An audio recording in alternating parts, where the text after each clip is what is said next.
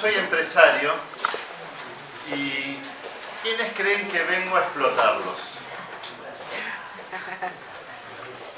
Hay una. ¿Quiénes creen que tengo los mismos intereses que ustedes de que el país salga adelante?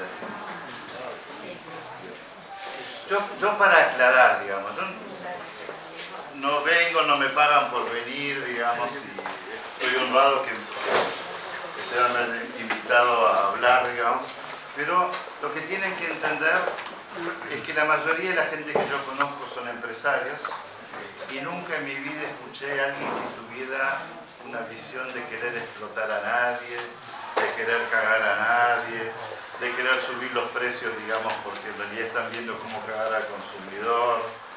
La mayoría de nosotros caricaturiza al que no conoce, simplificando y haciendo más fácil que el enemigo, que el otro, digamos, sea un idiota, digamos, los únicos vivos y las únicas personas que quieren el bienestar de la Argentina son los que están alrededor mío. Yo para poner en contexto de lo que vamos a ir hablando, digamos, y si hubiera un solo tema que yo quisiera, digamos, que entiendan de lo que voy a decir, es que yo no creo que en la Argentina haya mucha gente que sea idiota. No creo que haya mucha gente que sea el enemigo. No creo que haya mucha gente que quiera el mal de la Argentina, pero es cierto que la mayoría de nosotros en el día a día actúa en forma, digamos, que hace que la Argentina cada vez le vaya peor. Y si la gente que yo conozco es buena y no es que tiene una maldad propia, lo que sostengo es que lo que hay es un sistema que promueve un comportamiento erróneo entre los argentinos. La diferencia entre que sea un sistema y no que otro argentino, digamos, busque el mal nuestro, es el todo. Porque si el problema es un argentino, es la cultura errada nuestra, digamos, mejor irse del país, porque hay países que tienen culturas o sistemas que funcionan bien. La Argentina, digamos, sería un país erróneo para vivir si la cultura de todos los demás son, digamos, está basada en que son idiotas y que son gente mala, salvo mis amigos que yo los conozco, digamos, y que hacen bien. Esta es la cátedra que tiene que ver con el peronismo y no estoy acostumbrado, digamos, a dar una cátedra de este tipo. La mayoría de la gente que yo conozco no son nada o no somos nada, digamos, no somos ni una cosa ni somos la otra, pero tengo muchos amigos peronistas, radicales, mileístas, de todo. Yo, para clarificar qué es lo que pienso, yo pienso que Perón era un genio, digamos, de su época, pero era un emergente, fue una persona que tuvo características muy, muy interesantes, que hay que comprenderlo en su faz general. El tipo vivió nació cerca de Lobos, digamos, o por ahí, Tolosa creo que. Vivió en la Patagonia, entró al ejército de joven, fue destinado a la montaña, debe haber sido bastante bueno, lo mandan en un momento muy crucial del mundo, lo mandan a Italia, conoce a Mussolini, conoce el régimen de Mussolini, va a Alemania, ve lo que se generó, digamos, en producción en Alemania, es perteneciente al ejército, el mejor ejército de ese momento, el mejor ejército del año 1900, en realidad hasta muy hoy, digamos, el mejor ejército era el alemán, digamos, entonces tenía una admiración por los alemanes. Antes de volver a la Argentina pasa por España. En España ve lo que se genera por una guerra civil entre españoles, digamos, y cuando uno lee Perón, digamos, claramente es un producto de las circunstancias y un producto de las capacidades que tenía. Esto hay que entenderlo porque todas las personas somos la conjunción de la capacidad que tenemos y el momento en el que vivimos, el contexto en el que vivimos. Yo, para no poner, digamos, el Perón de hoy, no sé cómo sería. No sé quién sería un Perón de hoy. Pero en ese momento, él fue un interpretador de las ideas y por eso a muchos amigos míos que dicen que Perón era nazi o que Perón era esto. Le digo, mirá, en ese contexto salió De Gaulle, de ese contexto salió Churchill, de ese contexto salieron un montón de dirigentes que tenían formas distintas, como justo hoy compré un libro de Rosas, como en el momento de Rosas, Rosas era lo normal. Rosas era un dotado de esa época, digamos. Era un dotado de esa época que sí, que cometió actos totalmente crueles y tremendos y salvajes, mucho menores que los de la guillotina un par de años antes en Francia, digamos, o posteriores en África, o posteriores en la Segunda Guerra Mundial. Yo para poner contexto, porque si uno no estudia la historia y no entiende el contexto, es difícil comprender las personas, digamos, y entonces idealiza o no idealiza, pone todo perfecto o no, y no le encuentra ningún error, y al no encontrarle ningún error, digamos, se idealiza mucho, digamos. Pero al no encontrarle ningún error hace que sea muy débil la defensa de una doctrina, de un pensamiento, digamos, porque esas mismas personas cometieron montones de errores. Churchill no es vuelto después de la Segunda Guerra de ser elegido. De Gaulle hace cosas tremendas en el norte de África, digamos, pero es querido, digamos, pero cometió un montón de errores. Y Perón hizo un montón de cosas bárbaras y no hizo otras, o hizo otras mal, digamos. Es con ese pensamiento, digamos, que yo entiendo lo que sucede y por lo que creo que me invitaron a hablar, digamos.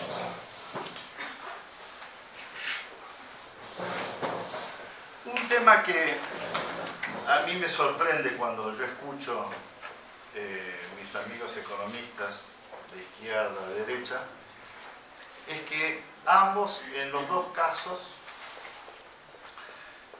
piensan que la Argentina se salva sin trabajar. Los de izquierda piensan que en realidad los empresarios somos unos explotadores y que con 6 horas de trabajo en la Argentina por día podemos trabajar 3 días por semana, 6 horas, con eso estaríamos bárbaros. Los de derecha piensan que comprando todo en Miami, comprando todo en China, podemos vivir bárbaros, digamos. Pero en los dos casos se encuentran en la punta, digamos, de que en realidad con más ocio y menos trabajo la Argentina andaría bien. Yo eso no lo veo posible. Tanto no lo veo posible, digamos, que yo creo que los males que estamos teniendo en la Argentina son que cada vez trabaja menos gente. Trabaja menos gente en el sector privado, en el sector que genera valor agregado. Los economistas también tienden a mirar los números y no la realidad. Uno dice, bueno, pero, por ejemplo, en Europa también hay un Estado fuerte. Sí, pero ese Estado hace puentes, paga escuelas, tiene una salud pública muy buena, digamos, hace esto, hace aquello, digamos. Es decir, que la gente que trabaja en el Estado genera un valor agregado importante. Uno va a Italia y no ve policías. ¿El policía es valor agregado o no es valor agregado? El policía no es valor agregado. Una cárcel no es valor agregado. Una cárcel es gasto, digamos. Un policía es gasto, digamos, de una sociedad que no encuentra su forma. La salud pública orientada a resolver problemas de hambruna, por supuesto hay que tener un hospital, pero eso no es valor agregado. Valor agregado es generar empleo para que una persona no tenga hambruna. Inversión. ¿Cómo?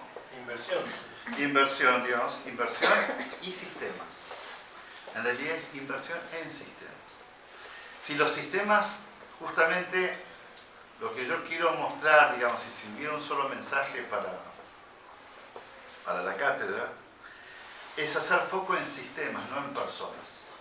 Es cuáles fueron los sistemas o cuáles son los sistemas que modificando podemos modificar el comportamiento de las personas. Ir persona a persona a perseguirlo, vos hiciste bien, vos hiciste mal, es imposible, digamos. Las liebres saltan para todos lados. Yo lo que quiero mostrarles, digamos, es que el peronismo, y lo mismo le digo al radicalismo, digamos, cuando me invitan o algún amigo radical, lo que tiene que buscar es cuáles son los sistemas que, respondiendo a la doctrina, digamos, a la filosofía del peronismo, cuáles son los sistemas que uno puede modificar para que el sistema funcione. Porque yo no creo que haya políticos que quieran el mal, no creo que Milei quiera el mal, no creo que la gente, los radicales quieran el mal, pero que el comportamiento lleva a un desastre, digamos, de Milei y de los que han estado y los que posiblemente estén, digamos, es lo que vemos. Un país que cuando dicen que hace 100 años que no progresa, tampoco es cierto. Cuando yo le pregunto, yo no soy de ir y no he ido nunca, digamos, así que ustedes sabrán perdonarme, digamos, pero cuando yo le pregunto a mis amigos que van a las cocinas, digo, la hambruna o la desesperación de hace 30 años es la misma que hace de 20, que hace de 10 y que hace 20, y gente muy buena, no como yo, digamos, economistas. Los economistas no somos gente buena, digamos, gente buena en serio, digamos, que pone su tiempo en las cocinas, alimentando gente, digamos. Me dice, no, dice, hace 30 años era peor, hace 20 años. La Argentina está empeorando en un montón de motivos, pero no es cierto del todo, digamos, que la Argentina sea un país de mierda, digamos, que no valga la pena recuperar. Entonces, ¿cuántos de ustedes creen que el Estado genera valor? El Estado argentino, no el Estado en general, porque el Estado como tema abstracto genera valor. ¿Cuántos creen que el Estado argentino genera valor?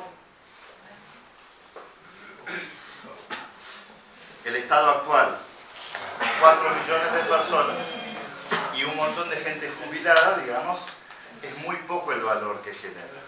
Porque al mismo tiempo que genera valor, digamos, dando esto, dando aquello, al mismo tiempo genera desvalor de toda la gente que, no sé cuántos de ustedes van a ministerios, yo he ido a muchos ministerios, están todos, no es un tema, mis hijos toman mate también, pero están con el mate, digamos, mirándose las uñas, viendo qué hacer, digamos. No, sin ir muy lejos, yo estuve en el Ministerio de Educación que está ahí en la 31, vi 400 escritorios que hay en el piso divinos, no había nadie trabajando, digamos, y realmente era María Migliori, una chica bien, digamos, yo la conozco, digo, che, me hace así, como diciendo, no sé, digamos. Y hay que hacerlo efectivo, no hay una bolsa de trabajo. Justamente. El concepto mío, nosotros tenemos, mi empresa tiene fábricas en el interior. Yo conozco más el interior que la ciudad de Buenos Aires. Y tenemos fábrica en Corrientes, teníamos en Chaco que la cerramos, tenemos en Tucumán, que ahora una está suspendida, tenemos... en realidad tenemos 20 fábricas, pero en 6 lugares distintos. En Tucumán tenemos 2, en Catamarca 1 y en La Rioja 2. En el interior, la municipalidad, el Estado, es el dador de empleo de último recurso. Es la bolsa de trabajo del que no consigue un trabajo en el sector privado. Es eso, o ser subsidiado o jubilación temprana. Ahora, la gente que yo conozco, los políticos que yo conozco en el interior, son gente buenísima y no son idiotas, saben lo que está sucediendo. Pero entretener a una persona, digamos, que no tiene ingresos, digamos, y una persona que tiene ingresos, como en realidad nuestro país, como hablábamos hace un rato, digamos, tiene una diferencia sustancial con la Constitución americana. Toda la gente cree que nuestra Constitución es copia de la americana. Lo que no sabe es que es una copia bizarra de la americana, porque la americana dice nosotros el pueblo, y en la Constitución de acá dice nosotros las provincias. Esa diferencia modifica sustancialmente el comportamiento del sistema, y el gobernador en la Argentina tiene la obligación de cuidar de su gente, y como sabe que después firma una cosa, firma la otra, digamos, la plata va a venir, digamos, su comportamiento es distinto. Ahora, ¿por qué digo todo esto? porque yo soy de los que cree que estamos viviendo un desastre, y como esto está siendo filmado, digamos, espero que... Un desastre porque el peronismo no ha comprendido cuál es su rol en la actualidad, explicando que el gasto público no está bajando, sino que está subiendo. Porque cuando uno estudia al Perón del año 45, 44, 45, 46, el Perón que empieza a generar mucho empleo en el sector privado. Luego comete un montón de errores, pero mi padre viene en el 48 de Turquía, digamos, y vienen los Roca, vienen los Pagani, viene toda una horda, digamos, de extranjeros que vienen a generar trabajo, a invertir, a traer capitales, digamos, y se genera todo un movimiento industrial, digamos, que con el impulso que le daba Perón, generando empleo privado, que es el que permite, digamos, una industrialización importante.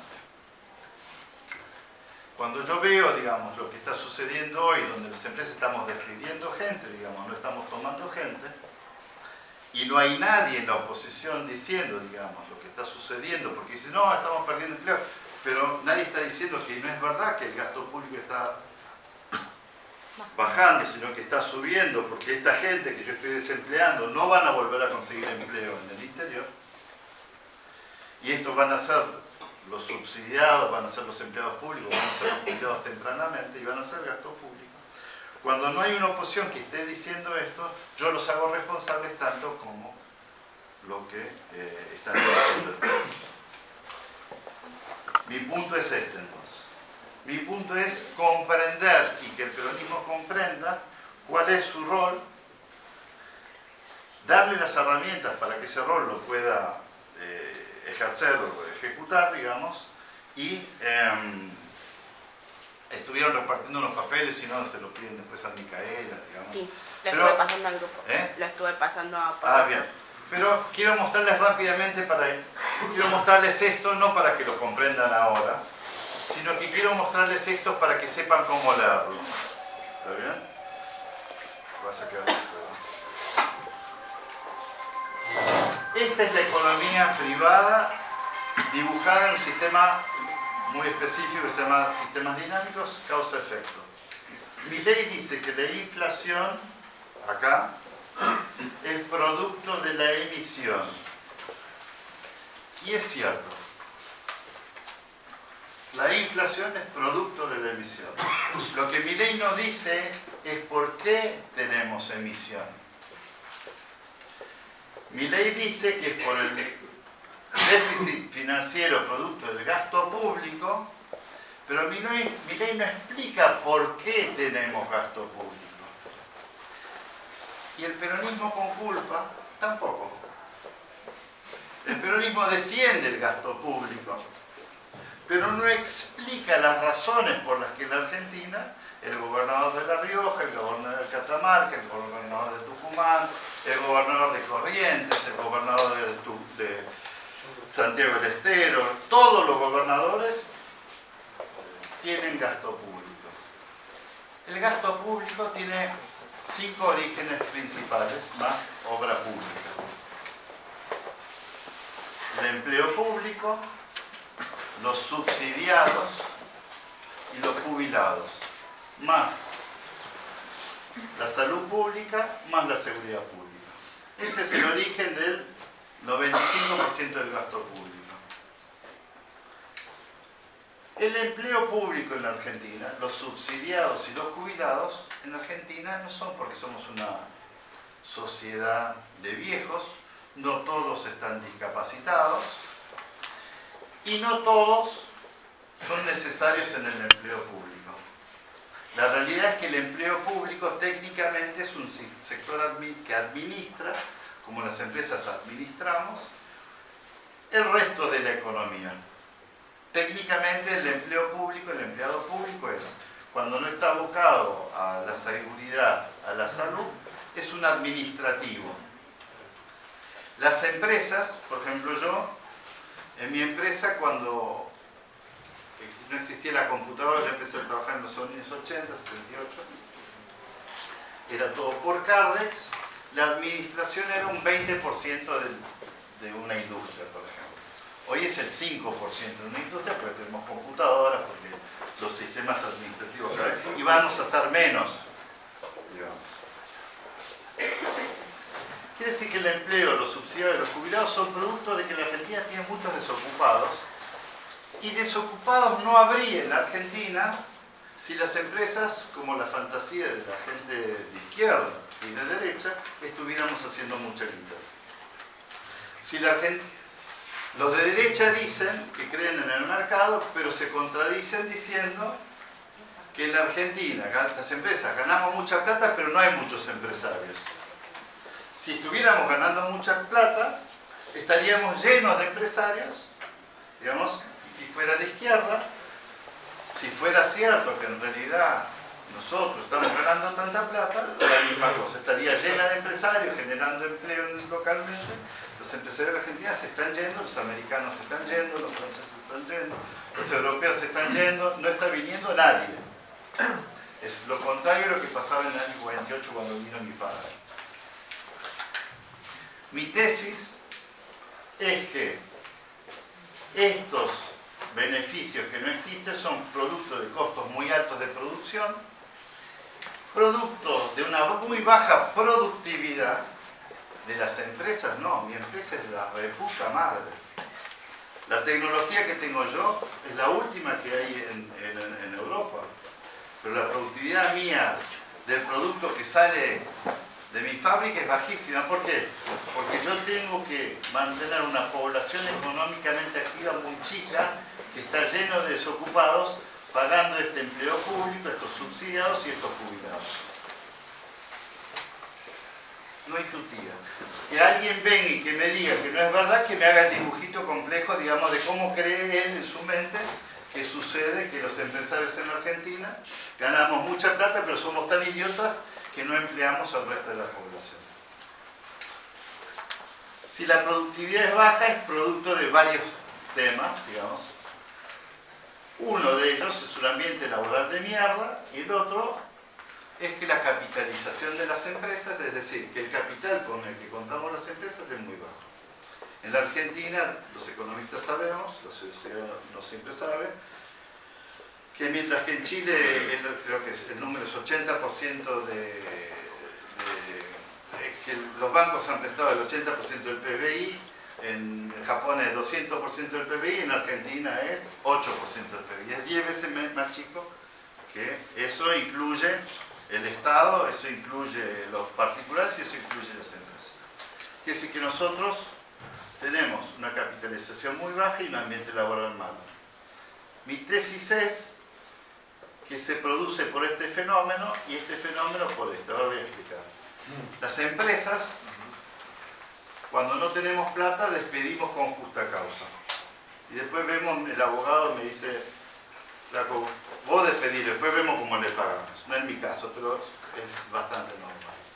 Y juicios de 5 o 10 años hasta que pago la indemnización. Muchas veces las empresas desaparecen, como el caso Garbarino, digamos, que quiebra, digamos, o se presenta en concurso y digamos, nunca paga la indemnización. O también me pasa de empleados que consiguen otro empleo y después de 10 años, 20 años consiguen un empleo y dicen, no, dame la indemnización que me corresponde. No, si te vas por tu cuenta, no te corresponde.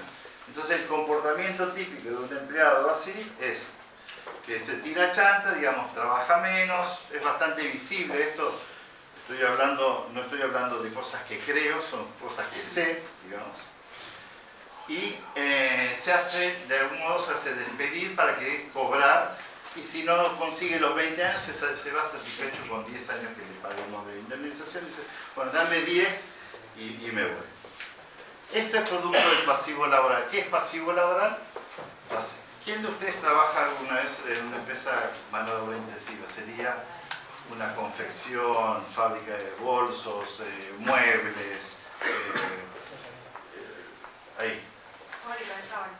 Fábrica de sábanas. En las empresas mano de obra intensiva, como las que necesita Argentina, donde el capital puede ser de un argentino, digamos, no una minera que necesita 5.000 millones, sino que con $500.000, $100.000, $1 millón, $5 millones, uno puede tener una confección, una fábrica de muebles, un comercio sobre la avenida de Santa Fe.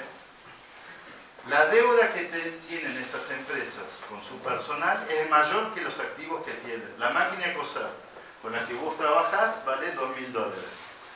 La empresa, si vos trabajaste 4 años con la empresa, ya te debe $4.000. Quiere decir que la empresa esa está quebrada técnicamente porque debe más plata que la que tiene. Entonces, cuando una amiga tuya, que tiene 10 años, dice, bueno, ya no quiero trabajar más, digamos, y pide que lo indemnicen, en realidad le está sacando al dinero a través del pasivo laboral. El pasivo laboral es la deuda que acumulan el comerciante en la avenida Santa Fe. Un chiste que hago, digo, tengo un amigo Samuel que tiene un local sobre la avenida Santa Fe. Tiene 10.000, estoy usando rápido, pero van a entender. Tiene $10.000 en mercadería. Tiene 4 empleadas. Le debe, son 20 años que tiene cada empleada. Digamos que $1.000 cada una. Debe $80.000 de pasivo laboral. Tiene $10.000 de mercadería y alquila el local. Samuel está por morir, le dice al hijo, hijo mío, algún día todo esto será tuyo. Ni en pedo, pa. Ni en pedo. Ni el confeccionista quiere que su hijo siga, ni el comerciante quiere que su hijo siga, ni el fabricante de muebles quiere que su hijo siga. ¿Y qué hace su hijo? Se va a estudiar a Londres, se va a estudiar a Estados Unidos, se queda trabajando afuera, digamos, y una vez que se va, la plata de Samuel se va. El fenómeno de que sucede en el 48, el 49, el 50, con Perón atrayendo capitales, la Argentina los va sacando. El pasivo laboral es el fenómeno por el que todos los empresarios en Argentina, desde el año 70 el 75 no se habían dado cuenta, desde el año 80 y pico sacan capital del lago. ¿Cuánto? $30.000 millones por año. 25, $30.000 millones. Exterior. Y los empleados de esas empresas, cuando reciben la indemnización, no compran bonos del Tesoro argentino, no, compran dólares. Es decir, que si los empresarios son unos hijos de puta que compran dólares y sacan la plata del país, los empleados que reciben las indemnizaciones también. Y el que acumula también. Este pasivo laboral explica por qué las empresas no recibimos préstamos, explica por qué el valor de las empresas es bajo, por qué sacamos dividendos, por qué esto es una salida de capital, cómo esta salida de capital se convierte en deuda pública y cómo esto retroalimenta todo este sistema, digamos, de precios altos, capitalización baja. Hasta acá no mencioné un solo partido político. Acá vino Macri y le pasó lo mismo, acá vino el peronismo y le pasó lo mismo, acá vino los radicales y le pasó lo mismo, vino Alfonsín y le pasó lo mismo, vinieron los militares y le pasó lo mismo. A todo el mundo le sucedió este fenómeno. ¿Dónde está la filosofía de cosas?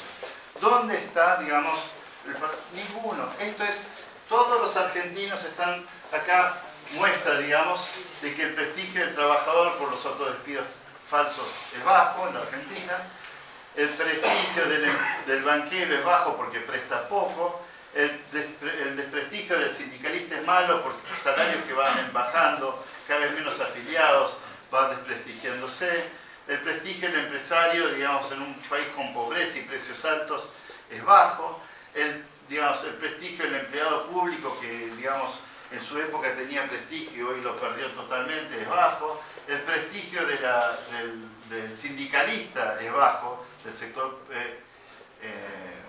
público. Miento.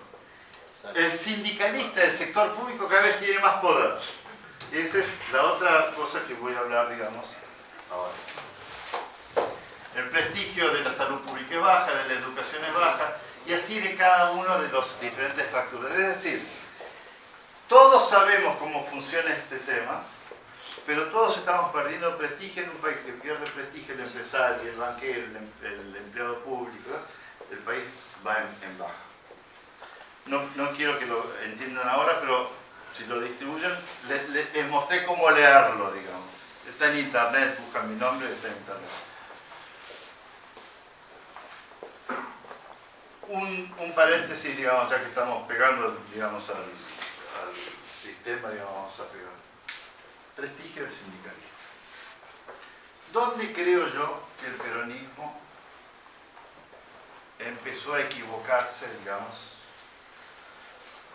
y perder parte de ese prestigio? ¿Quiénes han ido de campamento? Yo no, una sola vez. Cuando creó los sindicatos, ahí perdimos todo. ¿Eh? Cuando creó los sindicatos. Bueno, no, ahora voy a explicar. Bien, cuando uno sale de caminata, ¿quién va adelante? ¿El más rápido o el más lento? Más lento. Muy bien. El que sabe el camino. No, el más lento. Porque cuando va el más rápido, pierde la cola. No lo pueden seguir. Pierde la cola. En cambio, cuando va el más lento adelante y el más rápido atrás, la cola es compacta y va junto. ¿Quién está dirigiendo la CGT hoy? ¿En los sectores lentos o los sectores rápidos? Rápido. Muy bien. ¿Quiénes son los rápidos? Los que no compiten con terceros países. El sector de servicios. Salud, peaje, camioneros,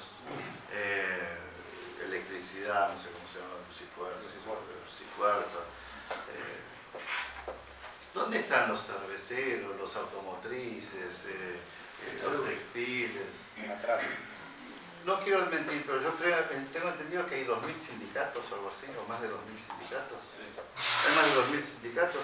Los conocidos son 5 banqueros, pero al principio. Ninguno de estos compite contra el mundo. Entonces lo que piden, que finalmente los que no compiten con el mundo, porque nadie puede importar un banquero, finalmente compiten con el mundo, pero no en el horizonte que ellos miran, porque si el país decrece, el banquero no compite con, digamos, estamos hablando de corto plazo. Esto hizo, hace ya muchos años, que los de adelante se fueran tanto por delante, dejando la fuerza que tenía el sindicalismo en la época de Perón, digamos. Lo que hizo es que los de adelante fueron tan adelante y los de atrás quedaron tan atrás, que yo cuando hablo con los sindicalistas, yo me llevo muy bien con...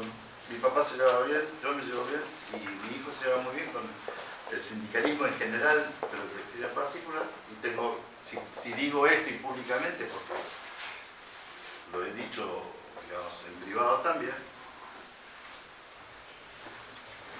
pero no saben ni dónde están parados los de atrás, porque no, dicen A y lo vuelcan. Hoy no tienen poder, no tienen nada, porque los salarios han ido achicándose.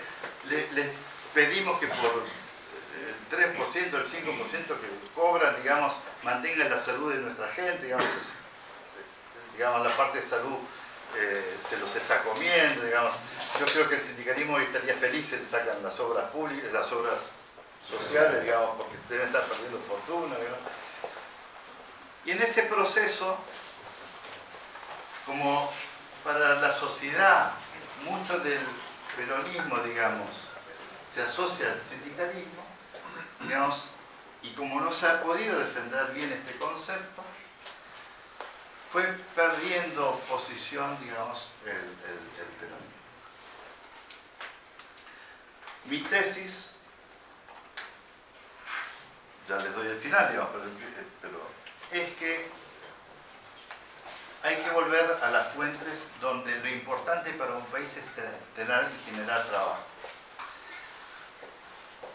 Si nosotros vemos, de vuelta, por eso hacía referencia a Chao Sol, me di cuenta que te está yendo. Sí, una candidata concejala.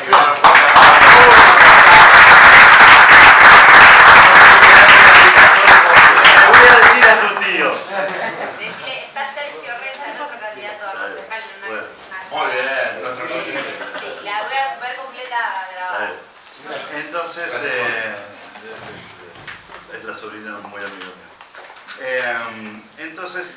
decía yo es volver al origen. Es decir, yo creo que, digamos, poner en contexto lo que se generó en su momento, digamos, es importante. La generación de trabajo es importante, el empresario es importante, el trabajador. La discusión, si qué fue primero, el huevo o la gallina, es una pelotudez atómica, digamos, de si es importante, si no hubiera trabajador. Mire, muchachos, le voy a decir una cosa. Lo que los empresarios manejamos son símbolos. Estos símbolos los podemos manejar acá, en Uruguay, en Estados Unidos, en cualquier parte del mundo. Símbolos es dinero. El dinero se puede mover muy fácilmente.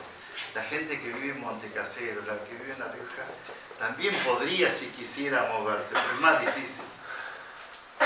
Tenemos que hacer en conjunción, sociedad, digamos, con empresarios, digamos, encontrar de vuelta un lenguaje que, sin la necesidad de gente de ultraderecha, digamos, que venga a decir, digamos, cuál debiera ser, digamos, que también está totalmente equivocada. Yo hablo y los conozco, digamos, equivocada en cuanto a que creen que los americanos están haciendo cosas por nosotros, o cuando nos prestan plata nos están prestando plata porque tenemos una ingenuidad total, digamos. Pero bueno, pero la cuestión es que los partidos políticos argentinos, entre los que están el radicalismo, digamos, de Jauretche, que como hablábamos recién, digamos, el origen de Perón, digamos, o del peronismo, un Jauretche es un radicalismo desarrollado, digamos, tiene que volver a tener un lenguaje con la sociedad. ¿Y el lenguaje cuál es? Generación de trabajo. Salir a decir que la Argentina se salva con 6 horas de trabajo es de una falta de criterio tan grande, digamos, que la izquierda y la derecha está cometiendo el mismo error, digamos, y nos está llevando al fracaso. La realidad es que somos un país de capacidades potenciales muy altas, pero que si no las explotamos, si no las trabajamos, no las podemos alcanzar. Me gustaría pasar al segundo punto.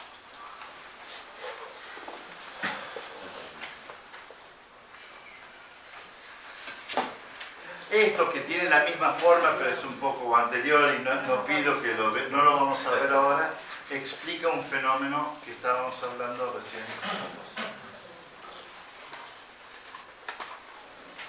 Voy a dar los antecedentes que yo creo, digamos, mi tesis, para que ustedes los piensen, digamos, y los desarrollen en su doctrina. Como la Constitución argentina es una constitución muy extraña, digamos, porque es un cut and paste de la época, hizo una serie de movimientos que generaron que la Argentina, que en esa época, en 1860, digamos, y ya antes, en realidad viene de antes, de 1810, hay que entender, la revolución argentina en 1810, el pueblo se quiere saber de qué se trata y todo esto, digamos, es una cosa linda, digamos, pero es para Villita. En realidad se juntan los que exportaban cueros, materias primas, con los contrabandistas y se sacan de encima los monopolios que comerciaban con España, en un contexto de una Europa, digamos, en guerra, digamos, donde los españoles perdieron. Esta es la realidad. Es decir, nosotros nos independizamos porque los ingleses querían que el contrabando fuera oficializado, digamos, y los comerciantes argentinos, los mervendes se van, digamos. Nos tenemos que ir, yo tengo que ir a cruzar. Anda. Ya te voy a tomar de ahora. Bueno, la cuestión es que en 1810 se juntan los contrabandistas y los vendedores de materias primas puras, que eran en esa época el cuero. ¿Por qué era tan importante el cuero? A ver, de lo que tienen ustedes, las sillas estas, ¿de qué serían en el año 1800? De cuero. La capota del sulky del que iba no sé quién, ¿de qué era? De cuero. Los amortiguadores, ¿de qué eran? De cuero. La ropa, ¿de qué era? De cuero. Era todo de cuero. Uno dice, bueno, el exportador de cuero. No, habían 50 millones de cabezas de ganado que la Argentina llegó a tener solo 7, digamos, porque los exportadores. Esa es la revolución, es decir, hay que entender eso para entender el contexto de hoy. Hoy quieren que hagamos lo mismo. Hoy quieren que nosotros seamos importadores de productos manufacturados, exportadores de materias primas. Yo soy una generación que vio las batallas estas épicas en el cine, digamos, donde los dioses reviven con cada generación, digamos, y es la misma batalla, generación por generación, digamos. Estamos reviviendo la generación, digamos, la Argentina, donde la batalla es entre los exportadores de productos básicos, y los importadores de contrabando, los importadores de productos importados del país. Eso se perpetúa en una constitución como la Argentina, donde los impuestos van sobre el consumidor. Pero da la puta casualidad que el consumidor también es trabajador. Los terratenientes de la Argentina, que eran quienes elegían los candidatos a gobernadores, a intendentes y a presidentes, digamos, elegían siempre gente que no impusiera impuestos sobre la tierra y los impusiera sobre el valor agregado. Por la edad, acá hay jóvenes, pero la gente de mi edad, yo no sé si ustedes se acuerdan que los libros de economía de la época se decía que los terratenientes no sabían cuántas vacas tenían en sus tierras cuando yo era chico. O sea, la gente tenía cosas y el impuesto no iba entonces sobre el capital que tenía, iba sobre lo que mandaba al mercado de Hacienda, sobre el valor agregado. Porque un tipo que tenía muchas hectáreas no podía pagar sobre lo que tenía, pagaba. Mientras que en el resto del mundo la tierra había sido subdividida, mientras que el farmer americano había recibido 20 hectáreas. En Argentina había gente que tenía 100, 200, 300, 500.000 hectáreas y era lógico que en un sistema de 500.000 hectáreas no pagara sobre lo que tuviera, sino pagaba sobre lo que producía o inclusive lo que se exportaba. Ese sistema, ministro tras ministro, ministro tras ministro, pensando, digamos, en corto plazo y también con las restricciones de cada una de las épocas, llega Cavallo, sube el IVA, no me acuerdo si fue Cavallo o antes, digamos, pero el IVA que era del 13 sube al 18, después sube al 20 y al 21, suben el impuesto al cheque, ponen el impuesto, todos impuestos que van sobre el consumidor.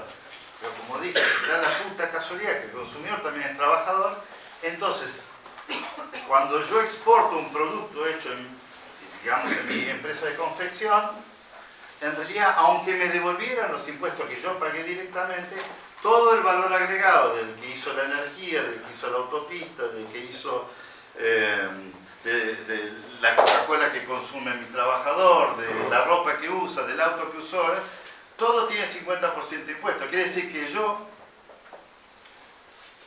aunque me devolvieran los impuestos que yo pagué, ya todo el valor agregado está contenido en el consumo del trabajador.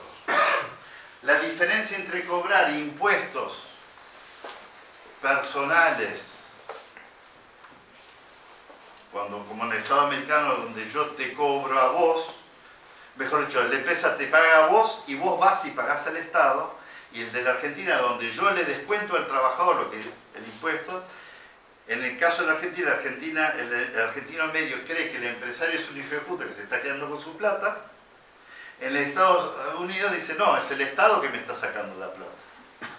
Y en Europa dice, yo estoy contento de pagar el 50% porque me dio mi educación, me dio mi puente, me dio mi... En la Argentina no hay porque no hay correspondencia fiscal. El empleado mío en La Rioja no tiene ninguna relación con la obra que se hace en La Rioja. El empleado de Curuzucuatiá no tiene la menor idea, digamos, de dónde viene la plata, digamos, o en qué se gasta la plata. Y al no haber, no hay control cruzado en la sociedad con la política. Todo esto está explicado para decir que si los impuestos fueran a las personas le cortarían la mano al primer tipo que pone la mano en la lata. Yo sostengo que el peronismo podría tomar este concepto porque este concepto tiene los impuestos a quienes tenemos. Pero a la riqueza, yo soy amigo de Ale Berkovich, que como decía hoy que es trotskista, le digo, me dice, no, a la riqueza, no, a la riqueza no, porque la riqueza la puedo trasladar. A la propiedad. La propiedad es intrasladable y la literatura moderna, teniendo uno de sus exponentes más importantes a Piketty, sostiene, y yo creo que es bastante cierto, que toda la riqueza actual es producto de la propiedad, directa e indirectamente. Galperín tenía propiedades, digamos, después hizo un mercado libre, pero el origen es eso, la propiedad. Y la propiedad es intrasladable y es objetiva, porque todo tiene un papel que dice esto es de fulano, esto es de la iglesia, esto es de un tipo que vive en Italia, esto es de un tipo que vive en el culo del mundo, pero le puedo imponer porque en realidad esa propiedad hasta se la puedo sacar si no me pagan los impuestos. Mientras que si vos estás vendiéndole algo a él, ¿cómo hace el Estado para saber que estás comprando y vendiendo? Le vendés un sándwich con IVA, dice no me paga impuestos, le vendés el sándwich. Acabas de comer en un restaurante en la Casa Rosada y me hizo el descuento, claro, porque está en negro. Me hace el 10% de descuento, digamos, si te pago el contado. Digamos. ¿Dónde está el Estado para controlar eso? Ahora, que ese restaurante tiene una propiedad que vale 1 millón, 2 millones, 5 millones, 25 millones de dólares, el Estado lo sabe. Y si quiere que ese restaurante, digamos, pague impuestos, le puede decir, págame el 2% sobre él. La ventaja del 2% sobre la propiedad es que a 50 años la propiedad pasa al Estado. Es decir, que en una vida de nuestros hijos, digamos, que van a vivir 100, 150 años, en una vida por ahí pasa 2 veces la propiedad, 120, digamos, pasa 2 veces y 40% de la propiedad al Estado.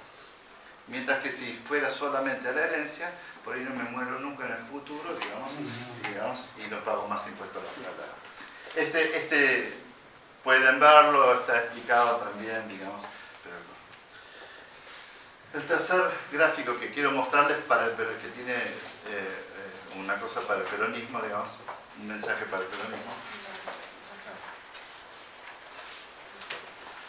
Quiero aclarar por qué para mí el peronismo es tan importante. Porque está claro que el radicalismo o la derecha no puede hacer una reforma laboral. Es decir, sin el involucramiento, digamos, del peronismo no existe ninguna posibilidad. Ahora, si el peronismo, que es el que puede hacer una reforma laboral, no lo hace, dense por cogidos. Porque si el que lo puede hacer no lo hace, ahí sí váyanse del país. Claro, porque si hace la reforma a favor del productor o del dueño... Del empresario, que es un hijo de puta.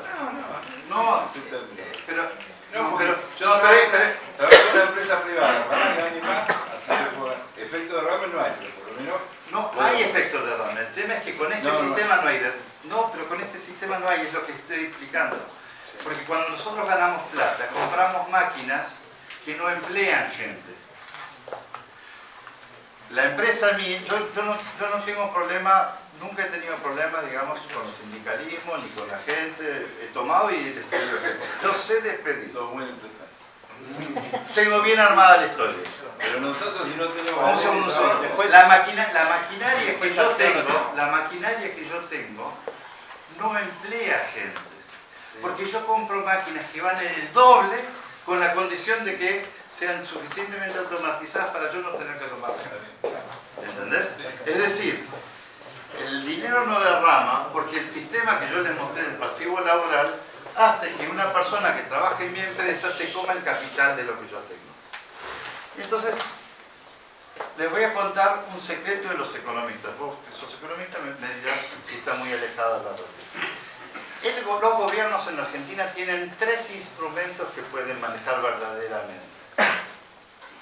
La tasa de interés, si es positiva o negativa contra la inflación futura. Hoy es 20-30% positiva contra la que ellos dicen, no contra la que va a haber. Y siempre es con la que uno cree. El tipo de cambio, si es alto o bajo, por encima, por debajo del equilibrio verdadero. El equilibrio verdadero es el que permite a la Argentina ni endeudarse ni desendeudarse. Si quiere devolver los préstamos tiene que estar por encima, si quiere devolver, si puede conseguir préstamos está por debajo, como está en la actualidad. Y el tercero son todas las paralencelarias que hacen más fácil o más difícil de importar. Todo lo demás es verso. Gasto público, todos son sucedáneos. El gasto público es lo que se produce después de hacer política económica. Empleo es lo que se produce después de elegir uno de estos tres factores. Los reales, la salud, la seguridad, todo eso sirve para distraer. Son estos tres factores, son los únicos verdaderos. Yo he hecho un ejercicio que es este de escenarios, que de vuelta no estoy pidiendo que lo entiendan ahora, pero sí que cuando lo vean en profundidad lo van a ver. Sin modificar el sistema de régimen laboral actual, específicamente el pasivo laboral, que yo propongo que sea un seguro que asegure también al tipo que se va por su cuenta para eliminar la diferencia de haber sido despedido o no haber sido despedido. Sin esa modificación no hay ningún escenario posible donde la gente va a estar mejor mañana que hoy. Como la boca. ¿Cómo? Como la boca, digo. La boca tiene... Sí, pero la UOCRA, ¿quién trabaja acá en construcción? ¿Quién conoce la UOCRA? La UOCRA, la gente trabaja 3 o 6 meses en una obra. Porque la obra puede durar 3 años, pero el que está haciendo los fierros trabaja 3 meses en esa fábrica, después trabaja. La señorita que está en confección, por ella hace 10 años, que está 20 años. La gente mía se jubila con 40. No tienen por qué. No tengo por qué como empresario pagar 8% o 12%, digamos, cuando es menos de un año, como hace la UOCRA. Porque no es que toda la gente que yo tengo se renueva. Entonces, mi concepto... Es cierto que es un empresario bravo, 40 años, miércoles que vamos a trabajar. Yo llevo 45. Y se van contentos. Bueno. Algunos los tenemos que matar, digamos. Bueno, no se quieren ir. Pero no, pero más aparte, digamos, en mi empresa hay gente de 40. Nosotros una vez por año damos lo de 45, de 40, 35, 30, o sea, es algo relativamente normal en las empresas exitosas, digamos, en la Argentina, que hemos sobrevivido a las crisis. La realidad es que no hay tantas, pero hay. Entonces, ¿qué muestra esto? Esto muestra, imagínense, para los que no están acostumbrados al concepto de escenario, y para mi colega acá, desarrollé el concepto siguiente. El escenario es como una obra de teatro. El Estado dice de qué va a ser la obra de teatro. O sea, las blancas en el ajedrez es el Estado. El Estado dice, esta obra de teatro va a ser con tipo de cambio alto, con una tasa de interés baja y con dificultades para importar. Esa es una obra de teatro. ¿Qué hacen los empresarios? Dicen, bueno, si vos sos esto, esto y esto, yo como actor voy a actuar de esta manera y de esta otra manera y de esta manera. ¿Está bien? La combinación de la obra, del escenario que me plantea el Estado, más lo que hacemos los empresarios, que es de cajón, es decir, cuando la tasa de interés alta hacemos tal cosa, cuando es baja hacemos tal cosa, cuando estamos invitados a importar, importamos, cuando no estamos importando, importamos, cuando hacemos esto. El público recibe la combinación de los dos movimientos.